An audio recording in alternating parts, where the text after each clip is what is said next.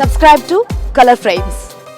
ఓవైపు ఐపీఎల్ దగ్గర పడుతుంది, మరోవైపు ఎవరు ఉంటారో ఎవరు టోర్నీ నుంచి నిష్క్రమిస్తారో అన్న ఆందోళన కూడా వ్యక్తమవుతోంది. ఈ మధ్య ఆటగాళ్లు గాయాలతో సావాసం చేస్తున్నారు కదా. ఇప్పటికే టీమిండియా తరపున గాయాల బారిన పడిన వారి సంఖ్య 4కు చేరింది. హార్దిక్, సూర్యకుమార్ యాదవ్, ధోని గాయాల సమస్యలు ఎదుర్కొంటున్నారు. ఇక మహమ్మద్ షమి ఫామ్ లో లేకపోవడంతో అతను ఐపీఎల్ లో ఆడతాడో లేదో కూడా క్లారిటీ లేదు. ఇలాంటి పరిస్థితుల్లో చెన్నై సూపర్ కింగ్స్ ఫ్యాన్స్ ఎగిరి గంతేసే వార్త ఒకటి సోషల్ మీడియాలో చక్కర్లు కొడుతోంది. చెన్నై సూపర్ కింగ్స్ చిన్నతల సురేష్ రైనా మళ్లీ రీ ఎంట్రీ ఇవ్వబోతున్నాడు. రైనా ఇప్పటికే లక్నో ఫ్రాంచైజీ ఒప్పందం కుదుర్చుకున్నాడట. అయితే రైనా మైదానంలో అడుగుపెట్టే అవకాశం లేదు. అంటే ఐపీఎల్ లో అతను ఆడటానికి అవకాశం లేదు. ఎందుకంటే రైనా ఇప్పటికే బీసీసీఐ నుంచి ఎన్ఓసీ పొంది ఇతర లీగ్లలో ఆడటం చూసాం. బీసీసీఐ నిబంధనల ప్రకారం ఇతర లీగ్లలో పాల్గొన్న టీమిండియా క్రికెటర్లకు ఐపీఎల్ ఆడే అవకాశం లేదు. దీంతో రైనా ఆటగాడిగా కాకుండా మెంటర్ గా ఐపీఎల్ లో రీ ఎంట్రీకి ప్లాన్ చేస్తున్నాడు. లక్నోకు మెంటర్ గా ఉన్న గౌతమ్ గంభీర్ కాంట్రాక్ట్ ముగియడంతో గంభీర్ కోల్కతా జట్టుకు మెంటర్ గా బాధ్యతలు తీసుకోనున్నాడు. దీంతో లక్నో మెంటర్ పోస్టు ఖాళీ అయింది. ఈ నేపథ్యంలో తమ జట్టు మెంటర్ గా మిస్టర్ ఐపీఎల్ అయితేనే బాగుంటుందని